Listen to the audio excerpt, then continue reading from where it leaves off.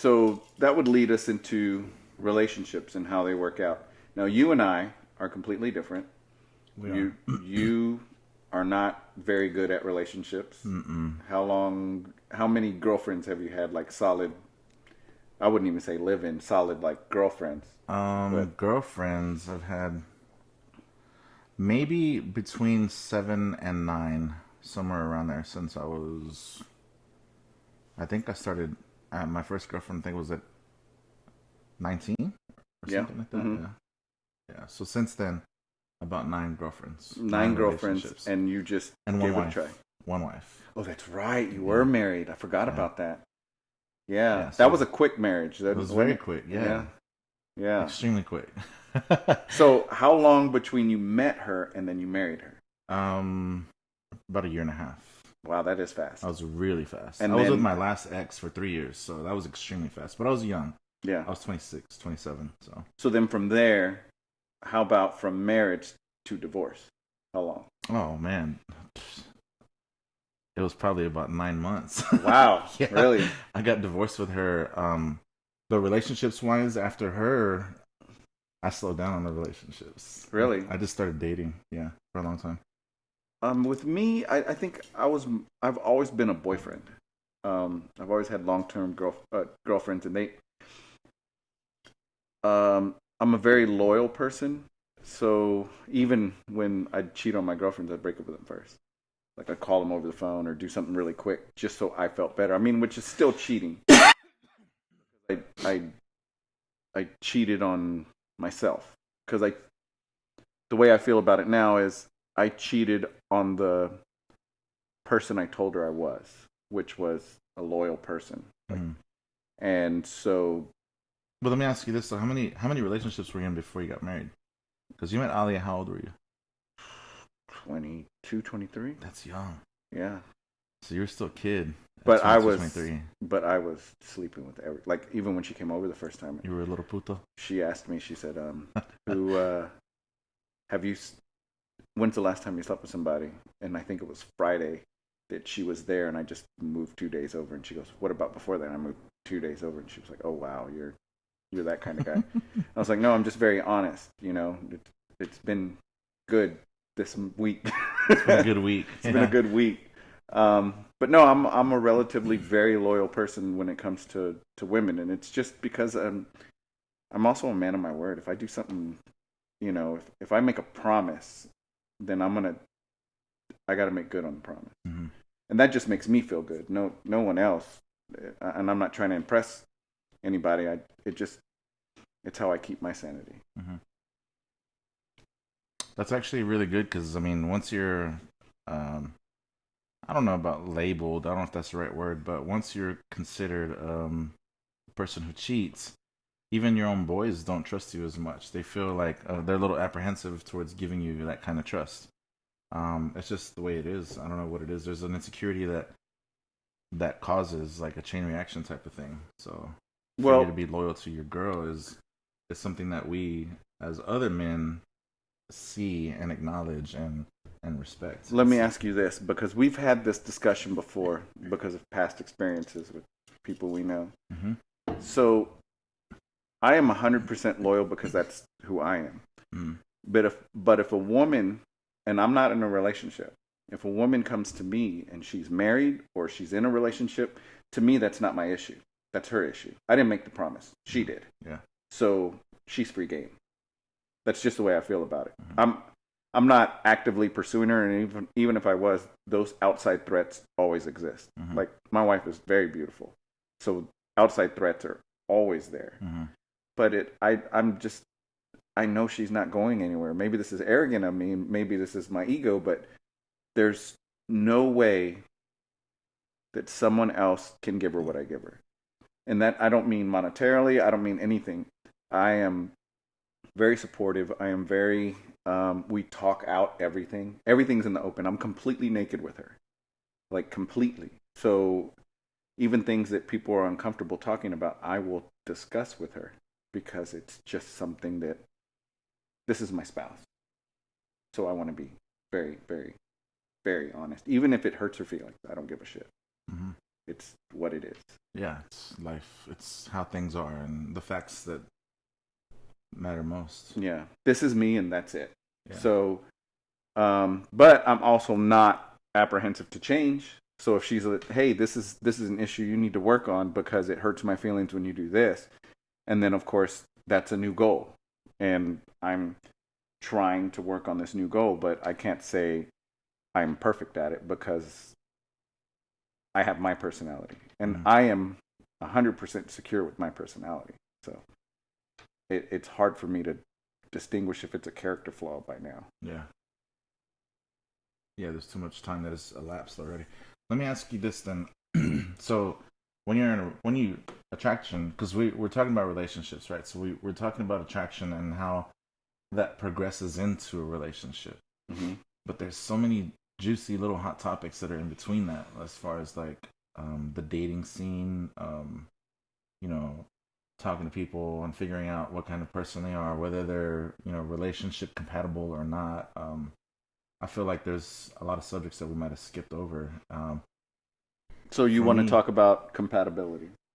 Yeah, because I think that's the next thing. Once you're attracted to somebody, I think it's compatibility is what's next, right? Would you agree?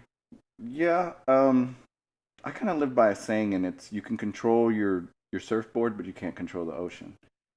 And when it comes to relationships, remember that balance I was telling you, mind, body, and soul?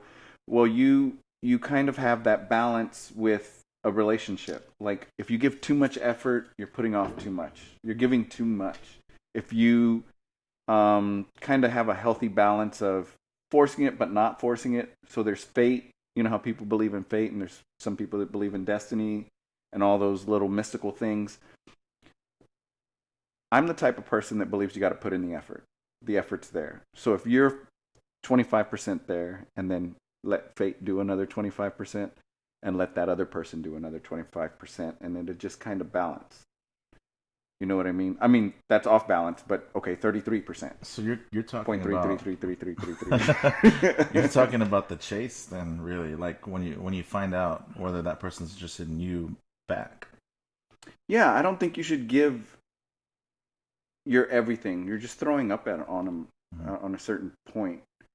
You know what I mean? Like you're like, here's who all I am, and you're just on them. Yeah. Whereas like too many facts, or you're over. Yeah, I get you. You can scare somebody. They can be like, "Whoa, this guy's super intense." And I'm that way because I'm very, very upfront. But there has to be a too much balance. Depth. Yeah, like you can't go too deep right away. Mm-hmm. Because you're gonna scare whoever it is that you're trying to see. That's happened to me in my inexperience. Me too. Earlier, Me too. Early on, I've seen it where I'm like way overboard compared to giving way too many details. And yeah, it scares the girl away. Like she's like, "Fuck that. That's weird. That's weird. Like that's too much, too early." And the ones that have worked out, like even in friendships, are the ones that just happen naturally. So what happens? What that tells me, tell me if I'm wrong, is it's a cat and mouse game because you gotta chase a little and then expect a little bit in return. But like you're saying, like you give in your 25%, they give in theirs or whatever. But it's really a game of intrigue and making that person interested in finding out more, but in slow amounts. Remember that book I told you about? It's called The Game. Yeah, by I read it. Something Strauss. I audiobooked it. Yeah. Mm-hmm. So that one kind of tells you by Neil Strauss. Neil Strauss, that's his name. That one kind of tells you how women respond to negging, which is very popular now, where a guy give a compliment and basically tell them that an example of negging is saying, "That's a really cute sweater. It would look way better if your boobs were bigger," or something stupid like that. Something condescending. And then the girl gets insulted initially, and then they walk away or whatever, but it's eating at her all night long. So she comes back asking for approval. You know, like, "Hey, what did you mean by that?" And they start kind of this little fight, and then eventually it turns into something that turns into a relationship, or at least a one-night stand. Yeah. Because she's searching for that approval. Let's go back to relationships. Relationships. What were we talking about, though? We were talking about compatibility. So how do you know whether or not that person is going to work out for you? I'm really, really, really good at knowing when it comes to that shit. But you're And bad at relationships. How do you know? in 3 months, in 3 months or less, I'll know whether or not we're compatible. So relationships, to be honest with you, have always gone sour for me, in my experience, because I've either pushed them out or they've pushed themselves out by their behavior. I see a lot of this, Yeah, but you're doing that. yeah, and sometimes You're not doing this. Sometimes, no, you're right, but it is me ultimately that I think is in my relationships, my experience so far, that has been the reason why it's ended. My last one specifically, I let her go because I knew that it's funny because there's like a lot of memes and shit, that kind of hit hit the nail on the head sometimes. Mm-hmm. If I wouldn't have let her go, we would have been in a toxic relationship, and I knew it was toxic, but she was too in love to let go. So, and I loved her too, but I loved her from a more experienced perspective, in my opinion. And because of that, I had to let her go. Mm-hmm. Because when I let her go, I was basically allowing her freedom, allowing her to be with someone who's more compatible with her because we weren't compatible, Mm-hmm. but we forced it. So it was her, but it was really me. You know what I mean? Yeah. That's What that how I look reminds at me it. of? It reminds me of my second girlfriend who was in a long-term relationship with 5 years. So nothing compared to today, but that Lauryn Hill X Factor song came out, and that was a perfect explanation on what our relationship was. It was just so toxic for both of us. When we were just friends, it was perfect. We were just friends. And then when we got involved with each other, she was really jealous, and she made me jealous. And because jealousy has a funny way of doing that, by the way. If your partner is a jealous person, then you start asking why you can't do certain things. Because what she would do is she would say, I would see someone on television and be like, wow, she's hot. And then she would blow up on television girls. She would get upset that I liked her. And she's like, well, what is about her that you like? How come you don't like me like that? And just upset. But then I would go somewhere, like she was a cheerleader, so we'd go to the cheerleading camps. And the girls would come and talk to me. And I'd talk to them and she'd get really mad. But I was there to see her, you know what I mean? So it's kind of weird to me that she would get upset. But then I'd see her talk to a guy and I'd be like, oh, wait a minute. You can't do that. I can't do that. You can't do that. So it makes you jealous. Yeah. And I really, this last time around with Aliana, I got away from that. I just didn't want, I told her, look, and I still say this, I promise I'm not going to cheat on you, but if you accuse me of it, I'm going to go get it. There's no way that you're going to let me take the heat for it and I'm not getting it. So I'm going to go get it. So don't even put that kind of heat on me because you're just going to push me into that direction. And ever since then, no problem. I don't have any problems with her as far as jealousy is concerned. But I think she's just a different person. She's a different person because when you say that, it creates a level of insecurity, in my opinion, within that person. And so she's not going to they're not just going to go away. They're still there. But she's learned to live with it. No, we discuss it. So if there is something bothering her, we had something pop up this weekend. I don't want to get into too many details because it's really fresh. Not with me and Ali, just the other person. Mm-hmm. And it was weird because I met this girl and I instantly fell in love with her, like instant liking. She liked all the things I liked. She was schooling me on some history subjects. So there's that. I wasn't even looking at how pretty she was. But we got along in this thing, and I was like, oh my God, I can't wait for you to meet my wife because my wife likes the same things. So I was like, I cannot wait. Introduced her to my wife, and she was like, hey, and just turned around. Ali did that? No, the girl. Oh, damn. You know what I mean? And here I was hyping her up. I came home. I told Aliana, I was like, oh, I can't wait for you to meet this girl. She's awesome. And then she does that, and I'm like, what the fuck is going on here?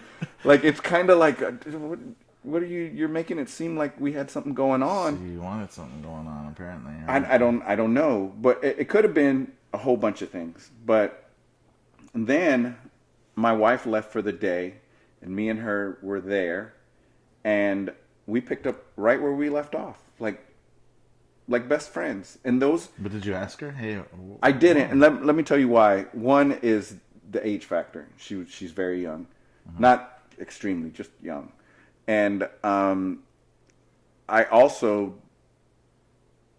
admittingly, didn't want to ruin the talks we were having.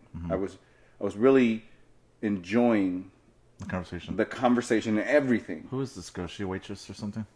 I don't think so. No. Or is she in the service industry? I don't know.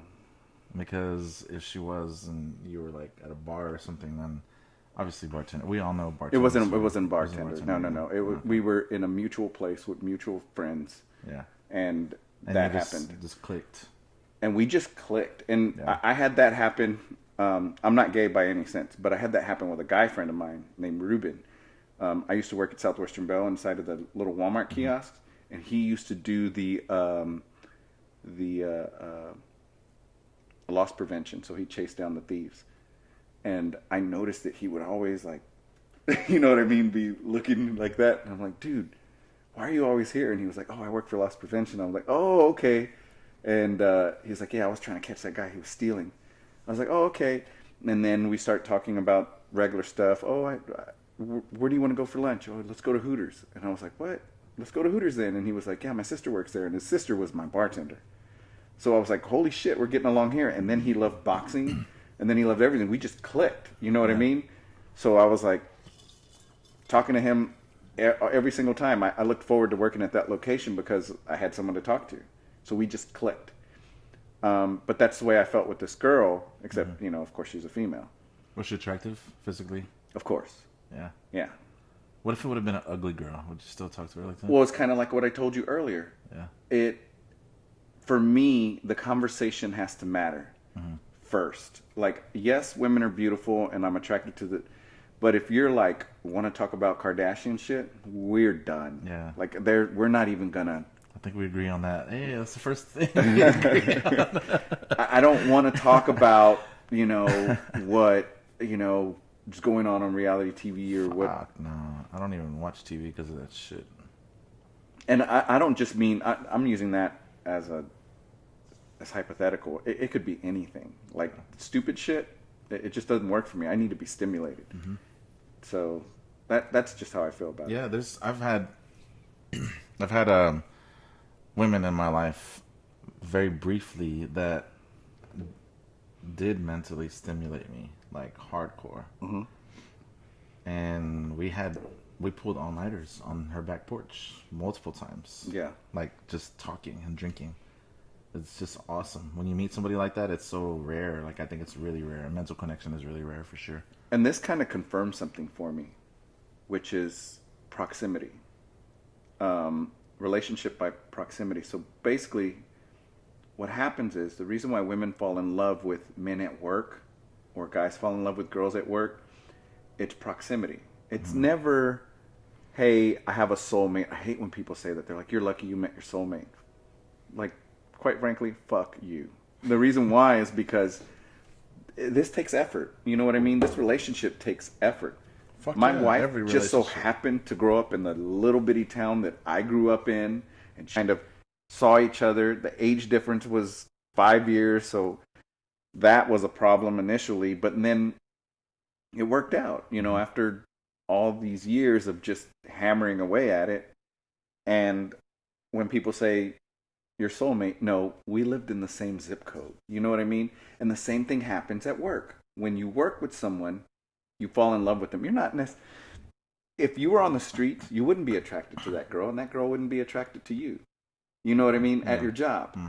But because you work together, you talk every day, and you pay attention.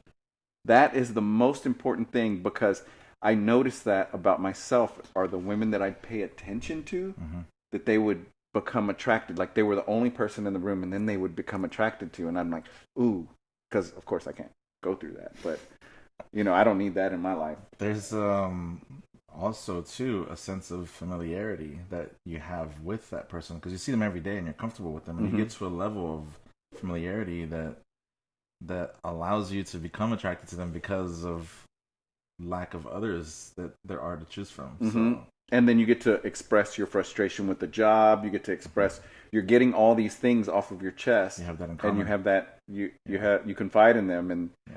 yeah, and then their husband's at home or their wife's at home and not knowing what's going on, wondering why their relationship's falling apart, and the reason why is because of the lack of that openness, that communication. But whenever that happens to me, like at a job, I always make sure that they meet my wife. I'm not that dude. Yeah. I'm not That's gonna be good. I think that's good. That's admirable for sure. 'Cause temptation's a motherfucker. Like, It is. It is. It is. I mean, especially like when it starts to happen more frequently. You're like, Yeah. whoa, like, yeah. and there's so many different ways too that you can be tempted. Like now, social media is contributing to that 100%. Like, or a lot. It's crazy. Like there's text messages, like personal messages, little videos that you can send to people, Snapchats, like Instagram, Gifts. gifts. You can do the little, something the cute. little the little GIF images, yeah, shit like that. Yeah, man, there's a lot of different ways people can flirt nowadays, and it's happened, and it's getting. I think to the point to where you really gotta just analyze your relationship and figure out what you want, and if you have what you want, then stick with that. Because the grass is not always greener on the other side, right? Yeah. It does look like it a lot though sometimes. Like with What this girl, like the grass is greener on the other side. Oh, always. Like if you Always. had It's that perception. one, yeah, it's a you had that moment with this young girl that you met recently, and I feel like if you were to date the person, you would know whether or not you were compatible or not. If you did cheat on your wife right away, like you would know, wow, this is so different. I can't do this, or it would just be a physical thing or whatever. Well, I think that's the reason why people that cheat, it doesn't work out, because there's the nostalgia of the meet and greet and the mystery of not knowing who they are, and then once you get to know them, you kind of get, okay, I'll pass. Yeah, I got something better at home or whatever. I think that's part of it. Whereas you just really got to go into these situations where it's saying, I will not accept anyone else. It's a way of keeping yourself in check. By the way, if I send you things and I'm flirting with you, I probably am flirting with you. Nothing's gonna happen. But I enjoy the chase. I'm a man. I enjoy the little flirting. My wife knows about it. Don't think she doesn't. She knows me. She knows the way I am. But I'm not. I just won't. For me, cheating is not telling my wife about it. That's cheating. So, what is your definition of cheating? Is that your definition? Do you think is that what you would label, or that's what you call it? That's cheating, how you would describe it. Oh, there's so many different ways to cheat on someone, but I think and my definition. Let me just tell you. You tell me if I'm wrong. Mm-hmm. In my opinion, I think cheating can be anything that you would do when your spouse isn't looking. No, because you are a different person when your spouse isn't looking. My relationship with you does not include my relationship with my wife.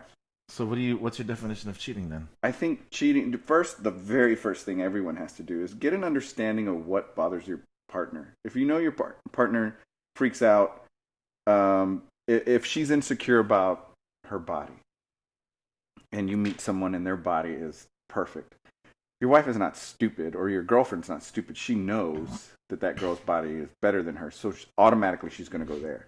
So if you have the conversation on what they're most insecure about, and she's like, look, I really don't like this girl, and it's just time, it's just time that you spend with each other. And I think that cheating is not being true to that person.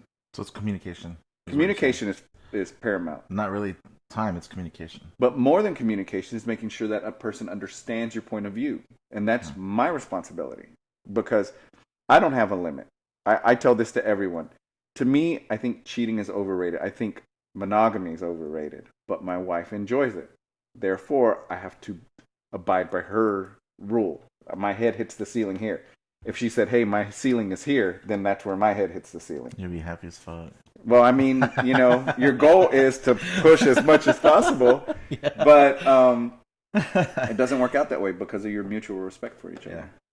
And sometimes it does. Maybe it does. I don't know. But I don't have a limit. So my wife normally has to be the one to be like, "Hey, you're being your flirting is being disrespectful at this point," and then I have to listen to her because I don't have a limit. Wait. You mean to tell me that you would allow another man to hit upon your wife and have sex with her and do whatever he wants with her, and it wouldn't bother you? As long as I could do it too.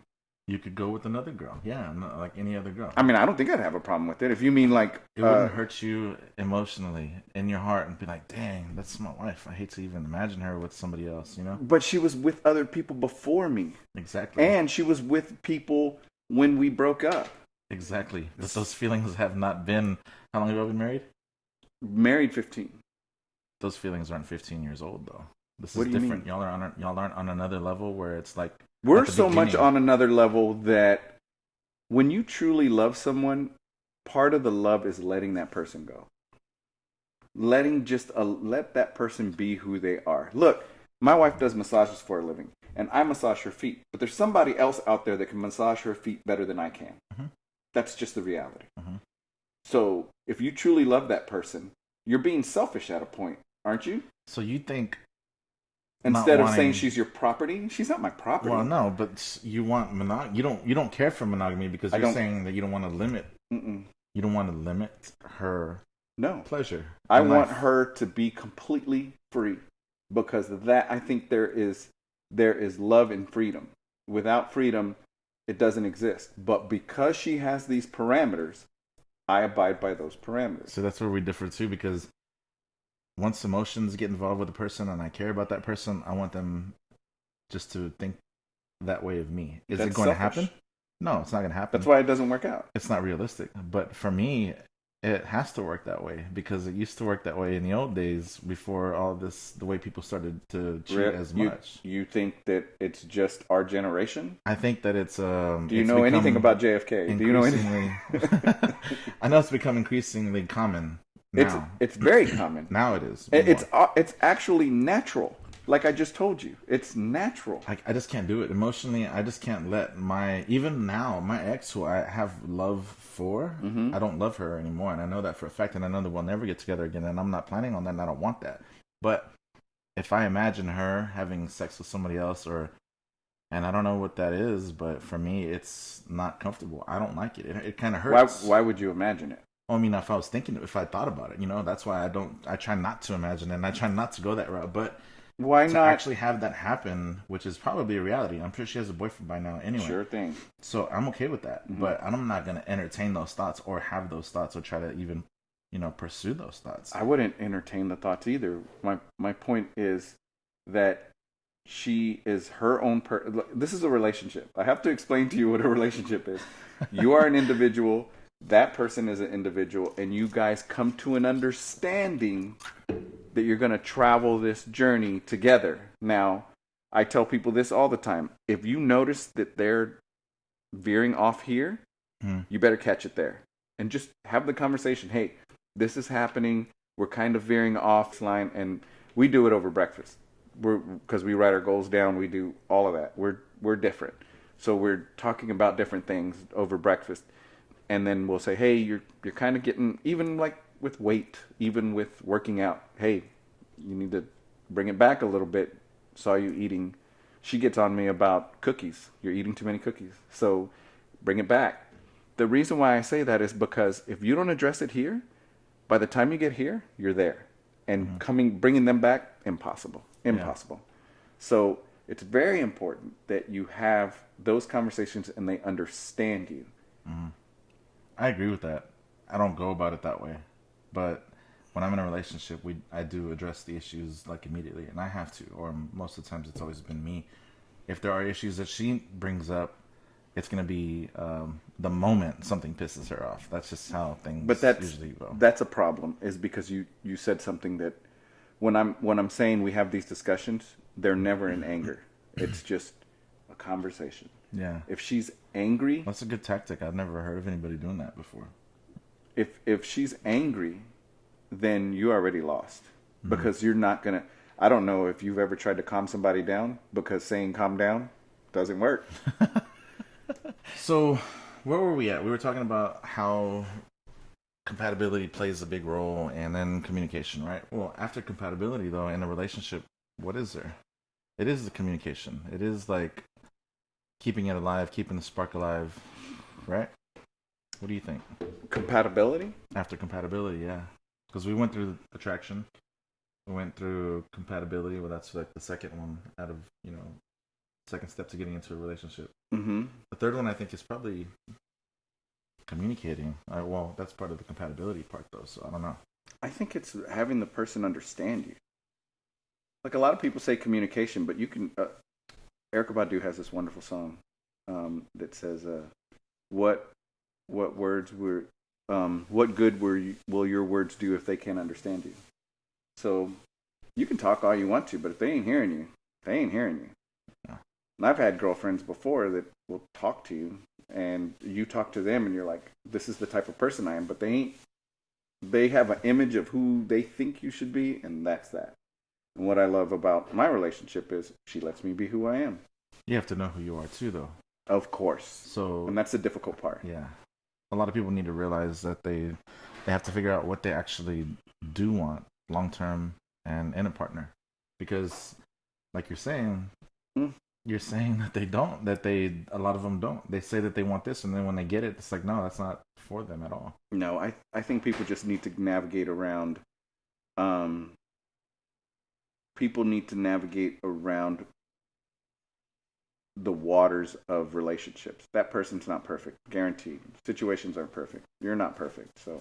Do you think that there's people in this world right now that are not going to be ever relationship compatible? Because that's one thing too. Yes, absolutely. I have friends that are single for life. Yeah. Yeah, they're just not relationship people. And some people are nothing but relationship people. I have friends that are like that now that have never gone a span of 6 months without having a person in their life. And wow.